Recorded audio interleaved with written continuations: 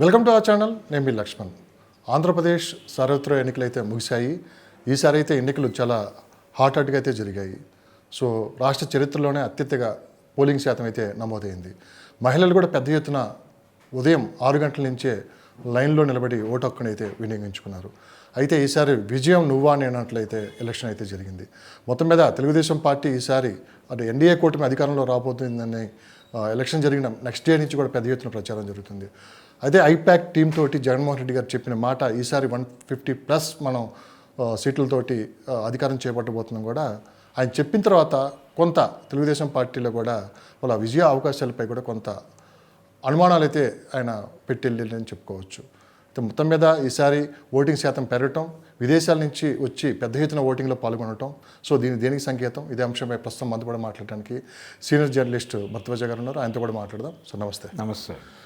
150+ అని చెప్పి జగన్మోహన్ రెడ్డి గారు అన్నారు. ఖచ్చితంగా అన్ని సర్వేలు తెలుగుదేశం ఎన్డీఏ కూటమి అధికారంలో రాబోతుందని చెప్పి కూడా సోషల్ మీడియా వేదికగా పెద్ద ఎత్తున చర్చ నడుస్తుంది. అసలు గ్రౌండ్ లెవెల్లో ఏం జరిగింది? జగన్మోహన్ రెడ్డి గారు ఏ ధైర్యంతో మళ్ళీ మనమే వస్తున్నామని చెప్పి లండన్ బయలుదేరారు?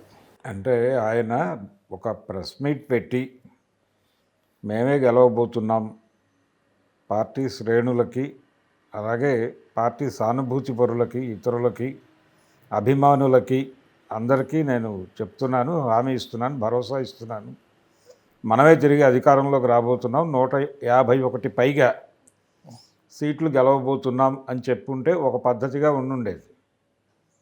అలా కాకుండా ఆయన ఐపాక్ ఆఫీస్కి వెళ్ళి చెప్పడం మీద ఇప్పుడు ఆ పార్టీ కార్యకర్తలతో కొంచెం ఇబ్బంది ఉంది. ఇప్పుడు వాళ్ళు ఆలోచిస్తున్నారు, ఏమిటి అక్కడికి వెళ్ళి మాట్లాడాడు ఈయన, ఒక ఏజెన్సీ అది. అవును, ఏజెన్సీ ఆఫీస్కి వెళ్ళి చెప్పేదేదో ఆయన బహిరంగంగా చెప్పుంటే ఇంకా బాగుండేది కదా అని మాట్లాడుకుంటున్నారు. అంటే అక్కడ మాట్లాడటం వలన చాలామందికి ఆయన అనవసరమైనటువంటి లీడ్ ఇచ్చాడు, ఇతరులు మాట్లాడటానికి ఒక అవకాశం కల్పించాడు. అలా కాకుండా ఆయన విడిగా ఒక ప్రెస్ మీట్ పెట్టి మాట్లాడుంటే బాగుండేది అనేది వైఎస్ఆర్సీపీ శ్రేణులు ఇప్పుడు మాట్లాడుతున్నాయి. వాళ్ళలో అంతర్గతంగా అభిప్రాయం ఉంది, వాళ్ళలో వాళ్ళు అది చర్చించుకుంటున్నారు. అయితే టోటల్గా ఏపీలో పోలైనటువంటి ఓట్ల శాతం 82% దాదాపుగా పోలైనాయి. Yes sir. ఈ 82 పోల్ అవడంతో, అంటే ఎప్పుడైనా పోల్ పర్సంటేజ్ పెరిగితే అది ప్రభుత్వ వ్యతిరేక ఓటుగా భావించడం అనేది సాంప్రదాయంగా వస్తుంది. ఎస్.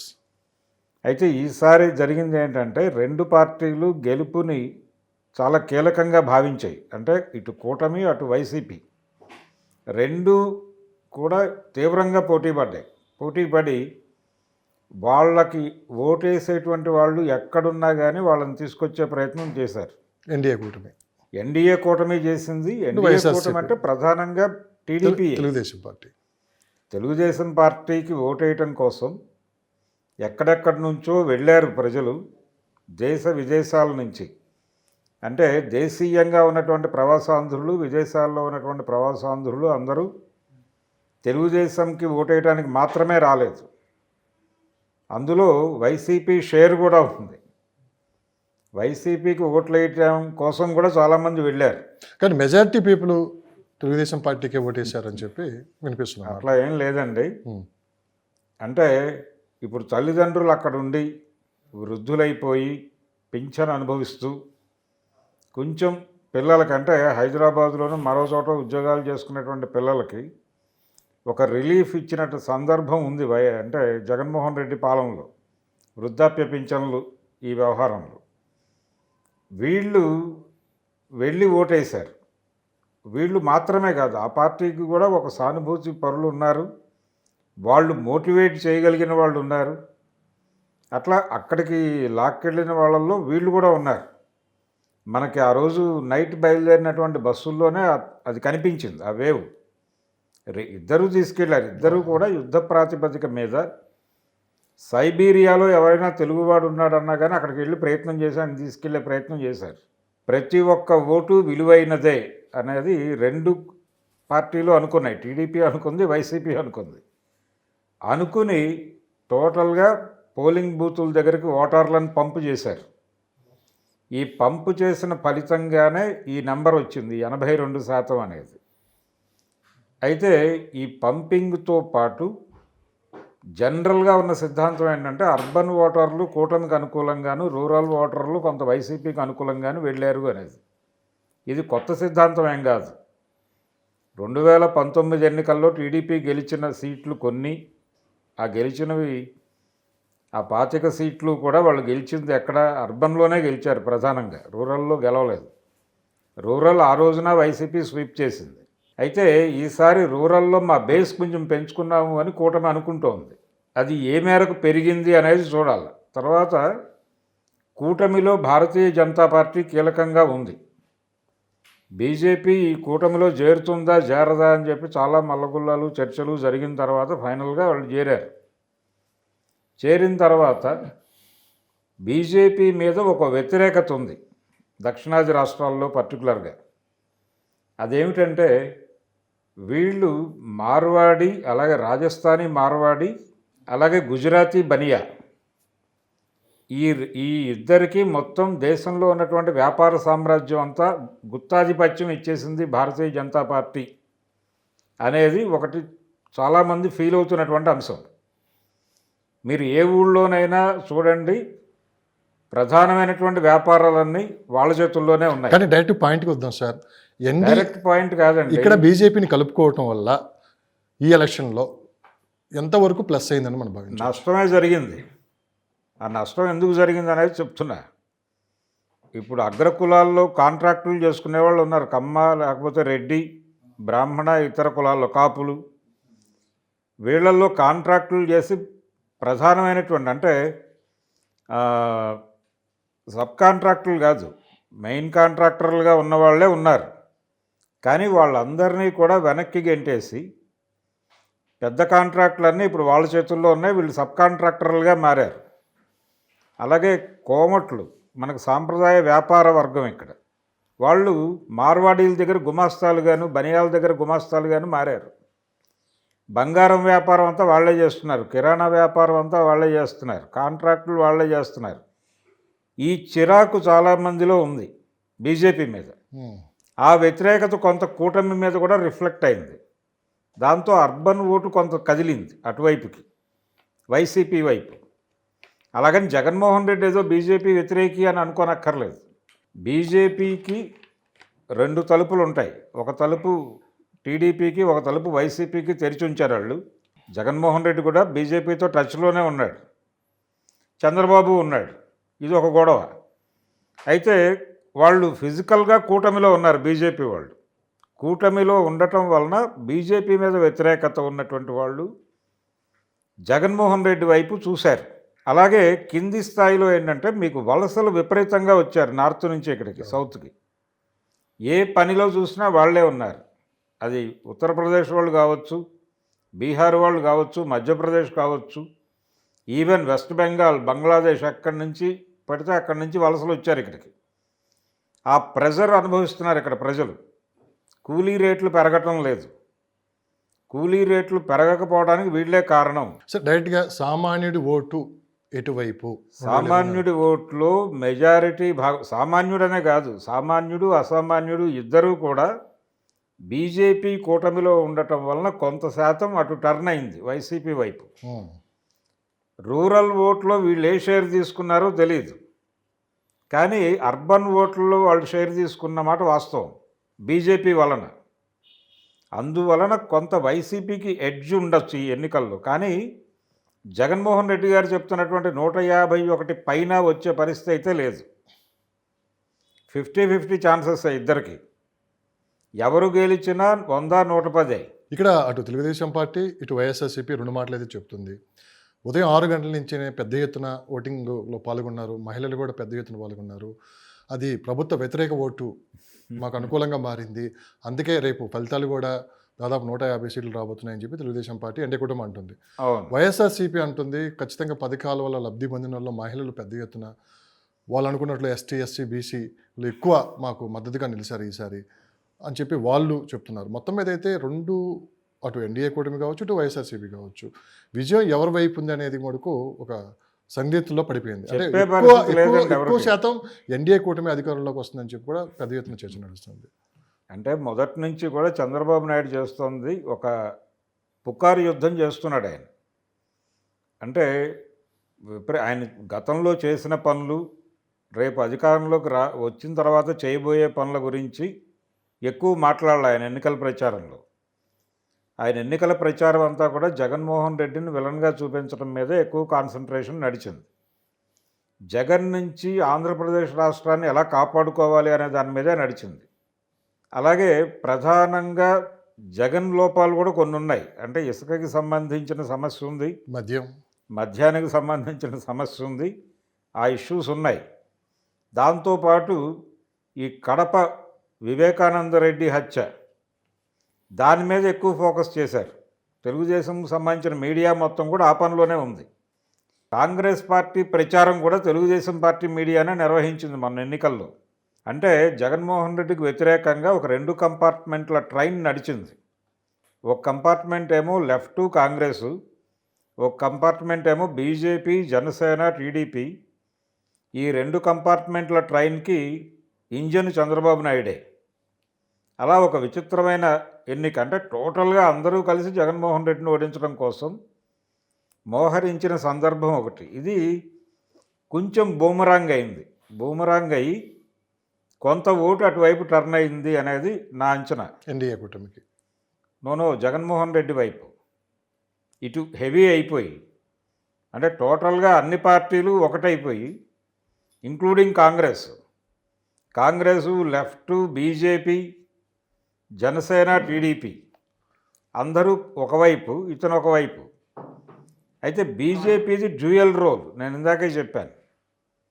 వాళ్ళు 2014లో తెలుగుదేశంతో పొత్తు పెట్టుకున్నారు. జనసేన కూడా పొత్తులో ఉంది, అప్పుడు పోటీ చేయలేదు. కానీ బీజేపీ పవర్ షేర్ చేసుకుంది. ఇక్కడ పవర్ షేర్ చేసుకున్నారు ఏపీలో. ఢిల్లీలో తెలుగుదేశం వాళ్ళకి మంత్రి పదవులు ఇచ్చారు. కానీ అదే సమయంలో జగన్మోహన్ రెడ్డితో కూడా స్నేహంగానే ఉన్నారు వాళ్ళు. ఉండటం వల్లనే ఆయన అరెస్ట్ కాలేదు, ఆయన జైలుకి వెళ్ళాల. ఆయన బెయిలు ఆయన సజావుగానే నడిచింది. కాబట్టి ఆయనతో స్నేహం అలాగే ఉంది. వాళ్ళకి కావాల్సింది ఏంటంటే ఢిల్లీలో ఎంపీలు, అంటే రేపు పొద్దున ఏదైనా తేడా జరిగితే వైసీపీ ఎంపీలు, టీడీపీ ఎంపీలు ఇద్దరు బీజేపీ వెల్లోనే ఉండాలి అనేది ఆయన ప్రోగ్రాం, మోడీ గారి ప్రోగ్రాం, బీజేపీ ప్రోగ్రాం. ఇందులో భాగంగా వాళ్ళు జగన్మోహన్ రెడ్డిని ఎందుకు ఎక్కువ క్రిటిసైజ్ చేయలేదు. ఆయన ఒకే ఒక చోట మాత్రం 2-3 కామెంట్స్ చేశాడు, స్వీపింగ్ కామెంట్స్. అవి కూడా జగన్మోహన్ రెడ్డి మీద అమిత్ షా ఒక 2-3 కామెంట్లు, మోడీ గారు ఒక 2-3 కామెంట్లతో ముగించారు దాన్ని. చిలకలూరుపేట సభలో అసలు ఆ ప్రస్తావనే తేకుండా కథ నడిపారు. ఇది వాళ్ళ ధోరణి. అంటే బీజేపీ డ్యూయల్ రోలు, తెలుగుదేశం పార్టీ కూడా డ్యూయల్ రోల్ చేసింది. మొత్తం మీద మైండ్ గేమ్ ఆడింది ఎవరు? బ్లైండ్ గేమ్ ఆడింది. మైండ్ గేమ్ నడిపింది చంద్రబాబు నాయుడు అన్ని విధాలుగాను. అంటే ఆయన చాలా ప్రెస్టేజియస్గా తీసుకున్నాడు ఈ ఎన్నికని. చావో రేవో అన్నట్టుగానే జరిగింది. ఏ ఒక్క అవకాశాన్ని ఆయన వదిలిపెట్టలేదు. గెలుపుకి దోహదపడుతుంది అనుకున్న ప్రతి అంశాన్ని టచ్ చేయటం తన కర్తవ్యంగా పెట్టుకుని చేశాడు ఆయన. పొత్తులు పెట్టుకోవటంలో కూడా అన్ని పార్టీలని ఒక తాటి మీదకు తీసుకురావటం అనేది కూడా చేయగలిగాడు. విచిత్రంగా కాంగ్రెస్తోనూ బీజేపీతోనూ కూడా సన్నిహితంగా ఉన్నాడు ఆయన. కానీ అందులో ముఖ్య పాత్ర పోషించింది పవన్ కళ్యాణ్ గారు. ఈ విషయంలో పవన్ కళ్యాణ్ గారిని మెచ్చుకోవాలని చెప్పి కూడా చాలా మంది అంటున్నారు. పవన్ కళ్యాణ్ గారి పాత్ర కూడా ఈసారి నిజంగా ఎన్డీఏ కూటమిలో కానీ అధికారంలోకి వస్తే అత్యంత కీలకమైన పాత్ర పవన్ కళ్యాణ్ గారు ఇక్కడ పోషించారని చెప్పి కూడా వినిపిస్తుంది. కీలకమే. ఎందుకంటే ఇప్పుడు ఆల్రెడీ వాళ్ళు ఉప ముఖ్యమంత్రి అనేది ఒక లెటర్ విడుదల చేశారు కదా. అవును. వంగాగీత పిఠాపురం లేదు వంగాగీతకి ఇవ్వటానికంటే ముందే, వంగాగీత అని వైసీపీ వాళ్ళు చెప్పడానికన్నా ముందే పిఠాపురం నియోజకవర్గపు ఓటర్లకు శుభవార్త, మీరు గెలిపించిన ఎమ్మెల్యేకి ఉప ముఖ్యమంత్రి పదవి దక్కబోతోంది కూటమిలో అని వీళ్ళు కదా చెప్పింది. కూటమి నుంచి చెప్పిన తర్వాత వాళ్ళు అన్నారు వంగాగీతకి కూడా మేము ఉప ముఖ్యమంత్రి పదవి ఇస్తాం గెలిస్తే అని. అయితే పవన్ కళ్యాణ్ కీలకంగానే ఉంటాడు కూటమి అధికారంలోకి వస్తే. ఎందుకు కీలకంగా ఉంటాడంటే కూటమిలో, అంటే చంద్రబాబు నాయుడుకి బీజేపీకి ఒక సయోధ్య కుదర్చడంలో ఆయన కీలకంగా వ్యవహరించారు. వారధిగా ఉన్నారు. వారధిగా ఉండటం మాత్రమే కాదు, ఆ రోజున చంద్రబాబు నాయుడు అరెస్ట్ అయి జైలుకు వెళ్ళగానే ఆయన కూటమి వైపు అంటే ఇండియా కూటమి వైపు అలాగే కాంగ్రెస్ వైపు చూడాలి అనుకుంటారేమో లేదు చూస్తున్నాడేమో అనే ఒక డౌటు. ఎందుకంటే ఆయన అరెస్టు మంత్రిత్వ శాఖకి తెలియకుండా జరగలేదు. అది చాలా స్పష్టంగా కేంద్ర ప్రభుత్వానికి తెలిసే జరిగిన అరెస్టు. ఆ విషయం చంద్రబాబుకి తెలుసు. అందుకని ఎక్కడ ఆయన తల తిప్పుతాడు అనే ఉద్దేశంతో పవన్ కళ్యాణ్ని ప్రయోగించారు వాళ్ళు. అవును. బీజేపీయే పవన్ కళ్యాణ్ని పంపించింది ఆ రోజు. రాజమండ్రి జైలుకి వెళ్ళి చంద్రబాబు నాయుడు తల ఇటు తిప్పు అని. వారు వెళ్ళి తిప్పారు విజయవంతంగా. కాబట్టి ఆ రోజే చెప్పాడు ఆయన, తెలుగుదేశం జనసేన పొత్తుతో వెళుతున్నాయి, బీజేపీ కూడా మాతో కలుస్తుంది అని ఆశాభావం వ్యక్తం చేస్తున్నాను అని చెప్పాడు స్పష్టంగా. ప్రభుత్వ ఓటుని చీలనివ్వను అని చెప్పి మొదటి నుంచి అదే మాట మీద ప్రభుత్వ ఓటు చేయాలనివ్వను, నాకు రూట్ మ్యాప్ ప్రభుత్వ ఇవ్వండి వ్యతిరేక ఓటు అని ఆయన బీజేపీకి విజ్ఞప్తి చేసినప్పుడు బీజేపీ స్పందించలా, సైలెంట్గా ఉన్నారు. పైగా ఈయన విజ్ఞప్తి చేసిన తర్వాత భీమవరంలో బీజేపీ సమావేశాలు జరిగినాయి సోము వీర్రాజు నేతృత్వంలో. ఆయన సభలు ముగిసిన తర్వాత బయటకు వచ్చి చెప్పిన మాట ఏంటంటే, మేము వైసీపీకి టీడీపీకి సమాన దూరంలో ఉంటాము అని. మరి అలా చెప్పిన మనిషి పవన్ కళ్యాణ్ని అక్కడికి పంపించిన తర్వాత ఎందుకు పొత్తుకు సిద్ధపడ్డారు వీళ్ళు చివరి నిమిషంలో? అంటే టీడీపీ వైపున గెలిచిన ఎంపీలు డిస్టర్బ్ కాకుండా ఉండటం అనేది వాళ్ళ వ్యూహం. జగన్ ఎంపీలు ఎలాగూ తమ వైపే ఉంటారనేది వాళ్ళ కాన్ఫిడెన్స్. తెలుగుదేశం ఎంపీలు డిస్టర్బ్ కాకూడదు అనేది వీళ్ళ ఉద్దేశం. అందుకని ఏపీలో గెలవబోయేటువంటి ఎంపీలు ఇన్ టోటల్ ఇంటాక్ట్గా బీజేపీ శిబిరంలో ఉండాలి. వాళ్ళు తెలుగుదేశం అయినా వైసీపీ అయినా. ఈ వ్యూహంలో వాళ్ళు పవన్ కళ్యాణ్ని వాడుకున్నారు. అందుకని కూటమికి ఆయన చాలా కీలకం పవన్ కళ్యాణ్. అందుకని ఆయనకి డెఫినెట్గా పదవిస్తారు, ప్రామినెన్స్ ఉంటుంది. నిస్సందేహంగా ఆయన ప్రామినెంట్ రోల్ ప్లే చేస్తాడు ఒకవేళ కూటమి అధికారంలోకి వస్తే. సార్, రాజధాని విషయం కావచ్చు, ల్యాండ్ సైట్లింగ్ యాక్ట్ కావచ్చు, అభివృద్ధి లేకపోవటం రాష్ట్రంలో, ఇవన్నీ వైఎస్ఆర్ కాంగ్రెస్ పార్టీకి నష్టం చేకూర్చాయి ఈ ఎన్నికల్లో అని చెప్పి వినిపిస్తున్నమాట. ఈ ఫ్యాక్ట్ ఎంతవరకు నిజమని మనం నమ్మొచ్చు? ఇప్పుడు ల్యాండ్ టైటిలింగ్ యాక్ట్కి సంబంధించి ఈసీ క్లియర్గా చెప్పేసింది కదా. కానీ సామాన్య ప్రజల్లోకి చాలా బలంగా వెళ్ళింది.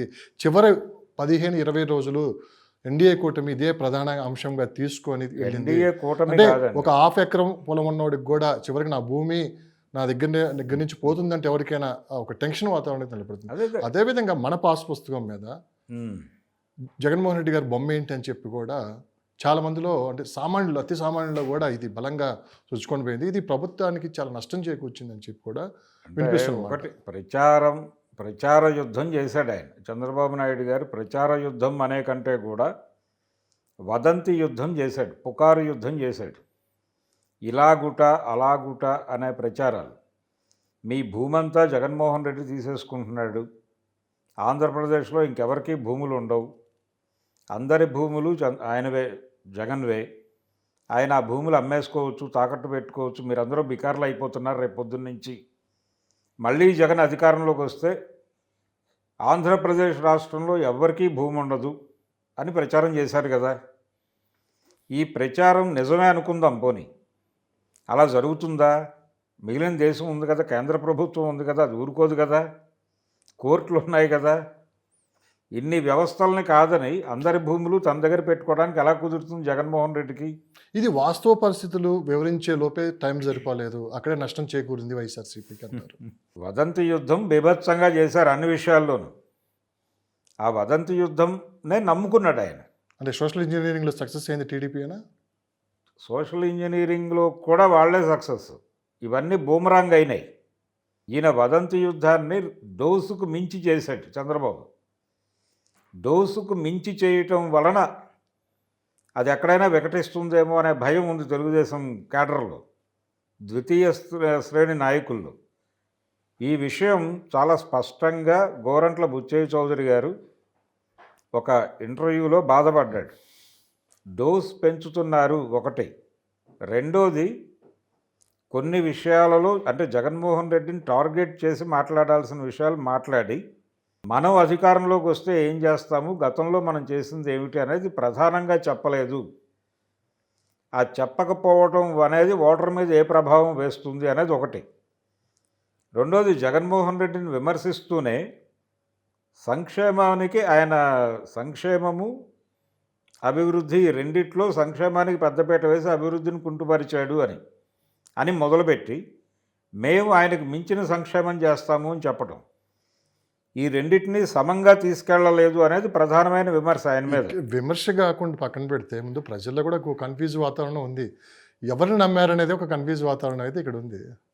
ఓటర్ ఎవరు? రూరల్ ఓటర్నే నమ్మారు కదా వీళ్ళు. రూరల్ ఓట్లు వైసీపీకి వెళ్ళిపోతాయని వీళ్ళే చెప్తున్నారు కదా. అర్బన్ ఓటు బ్యాంక్ మొత్తం మాతో ఉంది, ఎన్ఆర్ఐ ఓటు బ్యాంక్ మొత్తం మాతో ఉంది అని కదా వీళ్ళ ప్రచారం.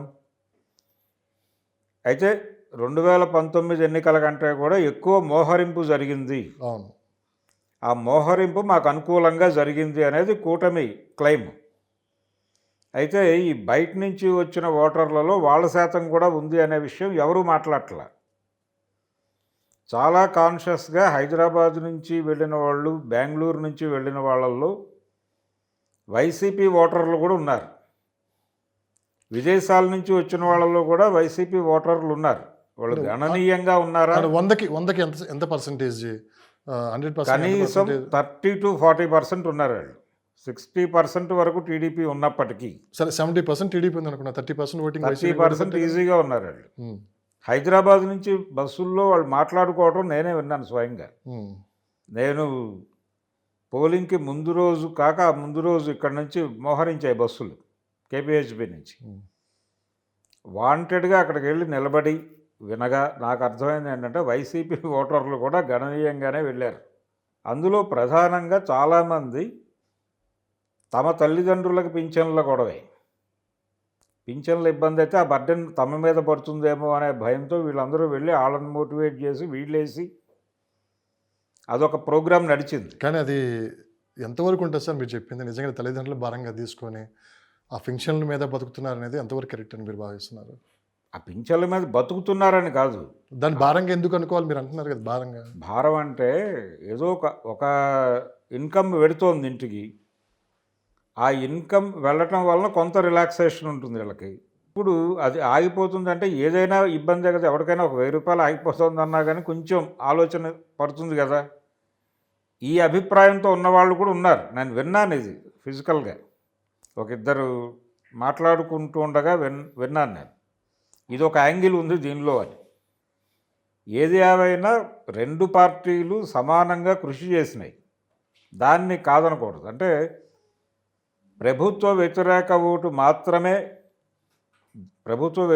ఓటు వలన మాత్రమే పోలింగ్ పర్సంటేజ్ పెరిగింది అనేది మొన్న జరిగిన ఎన్నికల్లో వాస్తవం కాదు. మొన్న పోల్ పర్సంటేజ్ పెరగటానికి రెండు పార్టీలు గెలుపుని కీలకంగా తీసుకోవటమే. నిజానికి వాస్తవానికి మాట్లాడుకుంటే తెలుగుదేశం పార్టీకే ఎక్కువ అవసరం గెలుపు, జగన్మోహన్ రెడ్డి కంటే కూడా. ఎందుకు అవసరం అంటే చంద్రబాబు నాయుడు గారు ఈసారి అధికారంలోకి రాకపోతే ఆయన ఏజ్ పెరిగిపోతుంది. వచ్చే ఎన్నికలకు పరిస్థితులు ఎలా ఉంటాయో తెలియదు. ఆయన బలంగా ఉండొచ్చు, దెబ్బలాడచ్చు, ఆ గొడవ వేరు. కానీ ఈ ఎన్నికల్లో గెలుపు సాధించకపోతే పార్టీ గందరగోళానికి గురయ్యేటువంటి ప్రమాదం ఉంది అనేది ఆయన ఫీల్ అవుతున్నాడు. ఆ మాట 2-3 చోట్ల ఆయన మాట్లాడాడు. చాలా అంటే ఇదే నా చివరి ఎన్నిక, నన్ను గెలిపించండి ఆయన కర్నూలులో మాట్లాడాడు. నిజానికి ఆ స్టేట్మెంట్ ఇవ్వకుండా ఉండాల్సింది, వచ్చేసింది, ఆయన దొర్లింది, మాట్లాడేశాడు, అయిపోయింది. ఆ రోజు నుంచి అంటే 2-3 ఆయన స్ట్రాటజికల్ మిస్టేక్స్ చేశాడు చంద్రబాబు నాయుడు.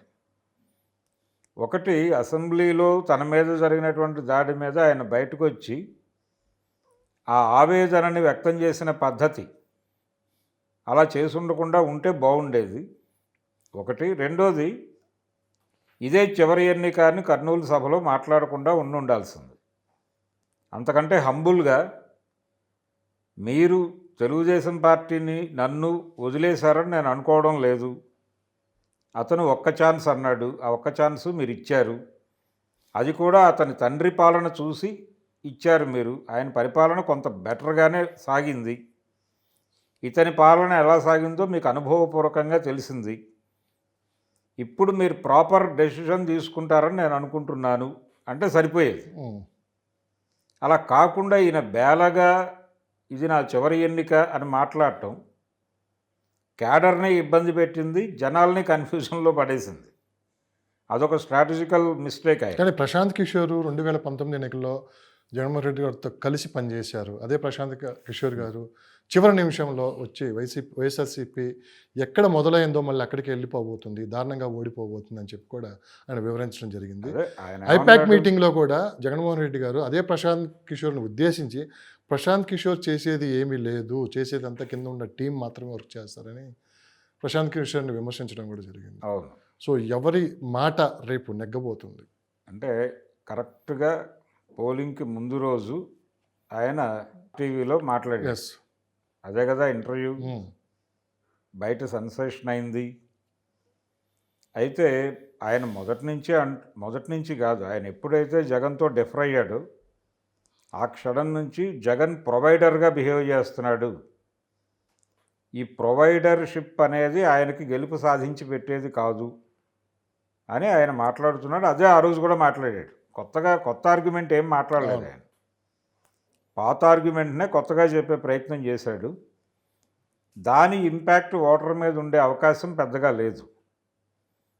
అది కూడా ఒక కూటమికి గెలుపు సాధించి పెట్టడం కోసం ఏర్పాటు చేసిన కార్యక్రమమే.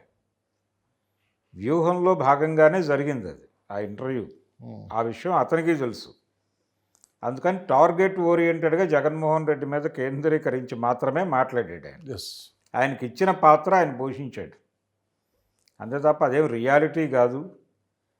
ఆయన అంటే ప్రొవైడర్కి ఎంతో కొంత ఓటర్ మీద ప్రభావం చూపించే అవకాశం ఉంది. ఓ పక్క షర్మిలా గారు, ఇద్దరు సిస్టర్స్ దూరంగా ఉండటం, ఓ పక్క ఈ లాస్ట్ టైము ఎవరైతే భుజాల మీద పార్టీని మోసి జగన్మోహన్ రెడ్డి గారిని అధికారంలో తెచ్చారో విజయమ్మ గారు కావచ్చు, షర్మిలా గారు కావచ్చు, వీళ్ళంతా ఇటు మొత్తం ప్రతిపక్షాలంతా ఏకం అవటం, కుటుంబ సభ్యులు కూడా జగన్మోహన్ రెడ్డి గారికి వ్యతిరేకంగా వాళ్ళు ప్రచారంలో కూడా పాల్గొనటం, కుటుంబాలని చీల్చి ప్రచారానికి వాడుకోవటం అనేది కూడా ఒక వ్యూహంగా తెలుగుదేశం పార్టీ ఈ ఎన్నికల్లో అనుసరించింది అనే విమర్శ ఎదుర్కొన్నారు కదా చంద్రబాబు నాయుడు గారు. అది ఎవరు చెప్పారు? అధికార పక్షంలో వాళ్ళు చెప్తున్నారు. అవునండి, అంటే ప్రజలు చెప్పలేదు కదా, కుటుంబం కాదు, ప్రజలైతే చెప్పలేదు కదా, ఒక కుటుంబం కాదు. ముద్రగడ కుటుంబంలోనూ స్ప్లిట్ వచ్చింది కదా, వాళ్ళ కూతురు జనసేన వైపు, ఆయన వైఎస్ఆర్సీపీ వైపు, ఇద్దరు అటు కూటమి చేశారు, ఇటు వీళ్ళు చేశారు. అంబటి రాంబాబు కూతురు అల్లుడు గొడవ కూడా రోడ్డు మీదకి వచ్చింది కదా. అంటే కుటుంబంలో ఉన్నటువంటి, అంటే నిలబడ్డ అభ్యర్థో లేకపోతే నాయకుడికో వాళ్ళ కుటుంబంలో వ్యతిరేకంగా ఉన్న శిబిరానికి వీళ్ళు పెద్దపీట వేసి వాళ్ళకు ఒక ప్లాట్ఫామ్ కల్పించి వాళ్ళతో మాట్లాడించటం అనేది ఒక ప్రోగ్రామ్గా చేశారు. అయితే ఇది కేవలం వీళ్ళు ఈ రోజున చేశారు కానీ జగన్మోహన్ రెడ్డి గారు అంతకుముందే ఇలాంటి పనులు చేశాడు. రామోజీరావుతో ఆయన ఘర్షణ నడుస్తున్న సందర్భంలో సాక్షిలో సుమన్ ఇంటర్వ్యూ ప్రధానంగా వేయటం, అలాగే రామోజీ తోడళ్ళతో మాట్లాడించటం, ఈ కార్యక్రమం వారు చేశారు. వీళ్ళు ఎలక్షన్లో వీళ్ళ నాయకుల మీద ప్రయోగించారు అదే ప్రయోగాన్ని. అంటే ముళ్ళును ముళ్ళుతోనే తీసినట్లు ఏదైనా కావచ్చు.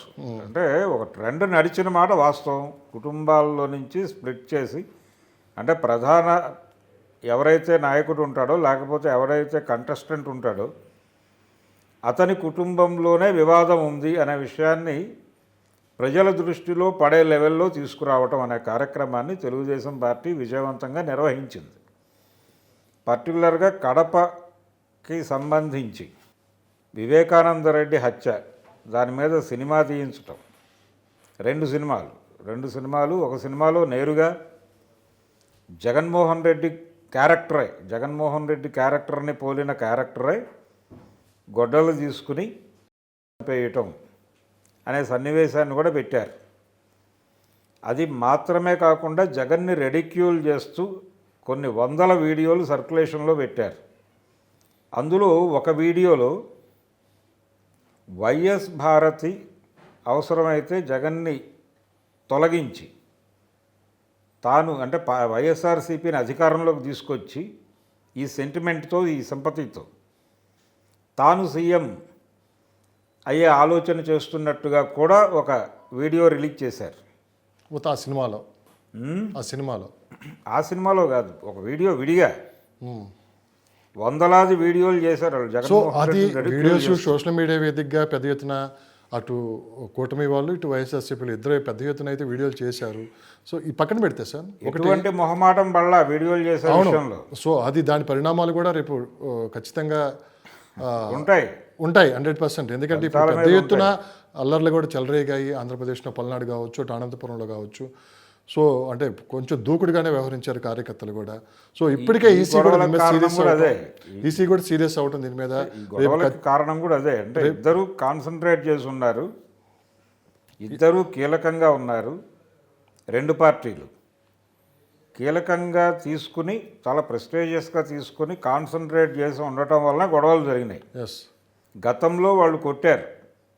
వైసీపీ 2019లో ఏ పద్ధతిలో వ్యవహరించిందో టీడీపీ ఇప్పుడు అదే పద్ధతిలో వ్యవహరించింది. దానికి రిటార్టే అనుకోవచ్చు పల్నాడు దాడులైతే. పల్నాడులో గట్టిగా నిలబడ్డారని అయితే ఉంటుంది. ఆ పార్టీ తరపున ఈ పార్టీ తరపున ఎవరికల్లా ప్రెస్టేజ్ తీసుకున్నారు పెద్ద ఎత్తున కార్యకర్తలు. కానీ ఈసారి ఈసీ సీరియస్ అవటం కూడా రేపు ఖచ్చితంగా ఎవరైతే దాడులు పాల్పడ్డాలో అందరినీ కూడా మేము అరెస్ట్ చేస్తామని చెప్పడం కూడా జరిగింది. ఒక అంశం పక్కన పెడితే సార్ మనం స్ట్రైట్గా పాయింట్కి వస్తా. తెలుగుదేశం పార్టీ ఖచ్చితంగా అధికారంలోకి రాబోతుందని చెప్పి మెజార్టీ ఛానల్స్, మెజార్టీ డిబేట్స్ జరుగుతున్నాయి.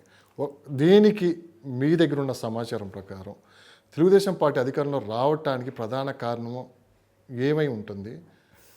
ఒక మాట. రెండోది, వైఎస్ఆర్సీపీ జగన్మోహన్ రెడ్డి గారు చెప్పినట్టు ఖచ్చితంగా 151+ మనకి అధికారం వస్తున్నాయి, రేపు మళ్ళీ మనమే అధికారం వైజాగ్లో ప్రమాణ స్వీకారం చేయబోతున్నామని ఆయన కాన్ఫిడెంట్గా చూస్తున్నారు. ఇద్దరుకున్న ఫ్యాక్టర్స్ ఏంటి సార్? ఒకసారి తెలుగుదేశం గురించి మాట్లాడితే ముందుగా వాళ్ళకున్న ఆ కాన్ఫిడెంట్ ఏంటి? తెలుగుదేశం పార్టీ ప్రధానంగా నమ్ముకుంది పుకారు యుద్ధాన్నే.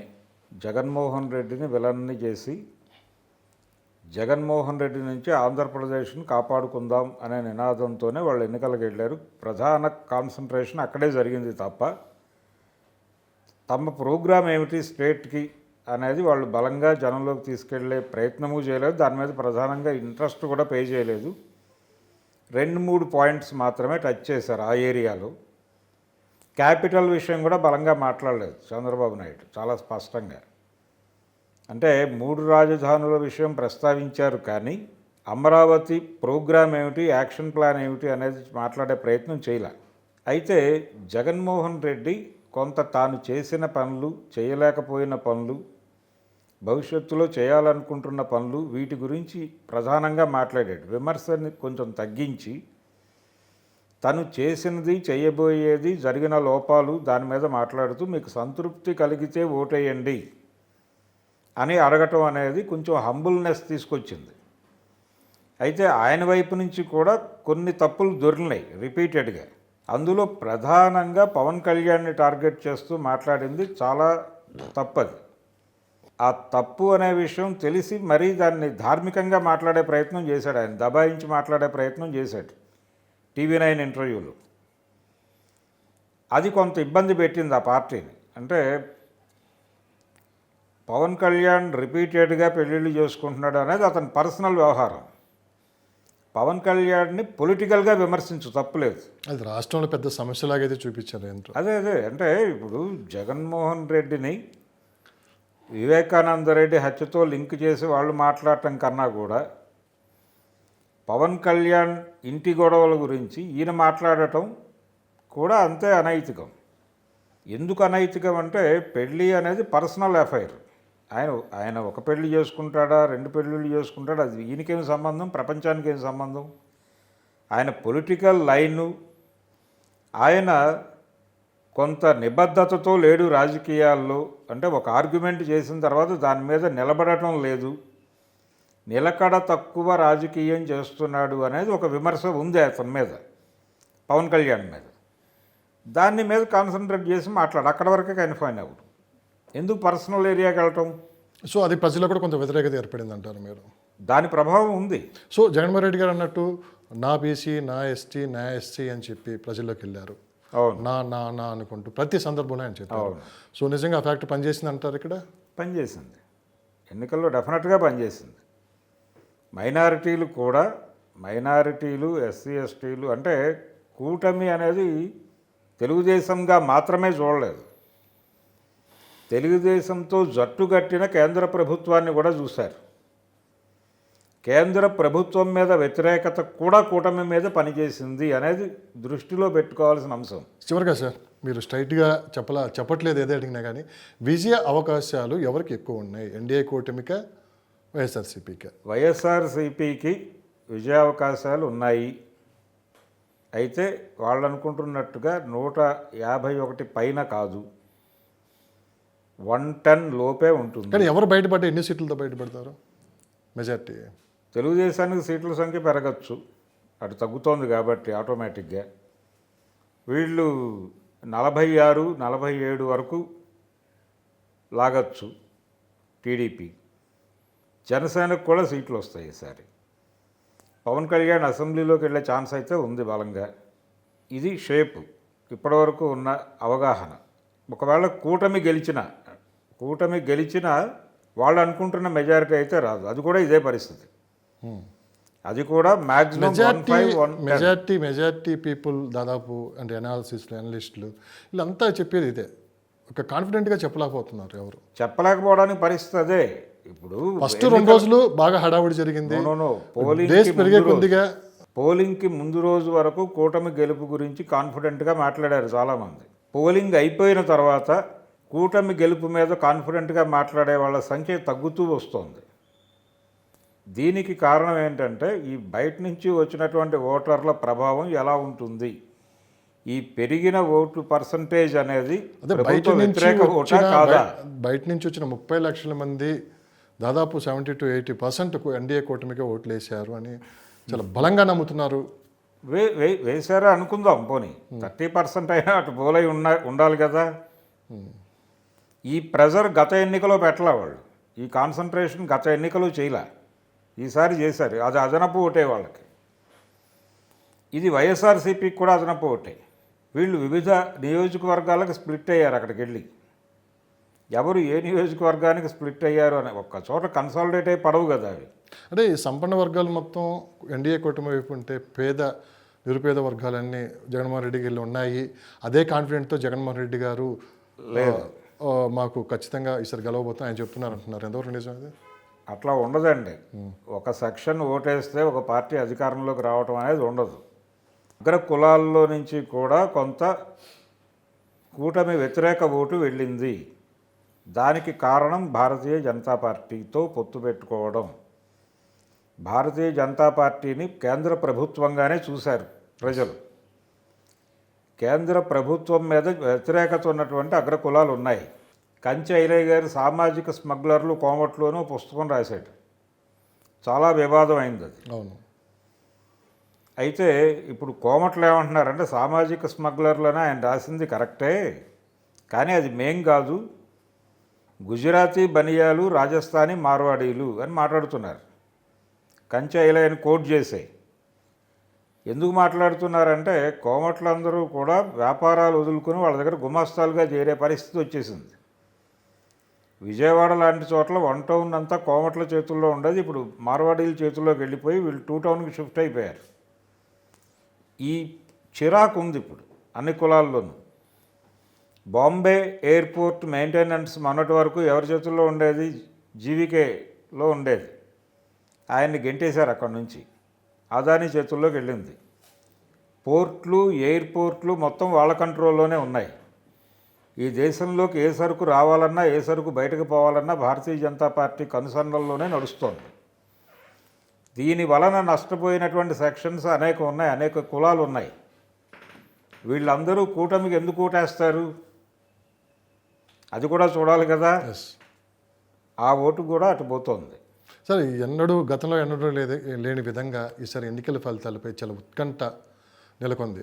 గతంలో ఎవరైతే పోటీ చేసిన అభ్యర్థులు ఉంటారో వాళ్ళే కొంచెం టెన్షన్లో ఉండేవాళ్ళు.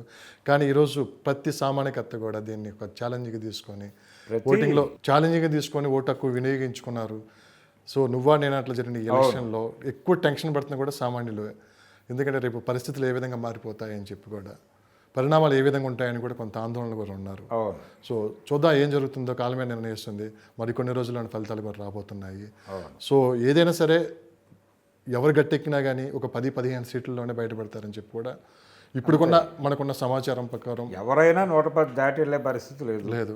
ఏదైనా 10-15 సీట్లలోనే అధికారం చేపట్టబోతున్నారు. అది ఎన్డీఏ కూటమే, లేకుంటే బలంగా చెప్తున్న ఎన్డీఏ కూటమే, వైసీపీనే. వైసీపీనా, చూద్దాం ఏం జరుగుతుంది. Thank you sir, thank you so much, thank you very much.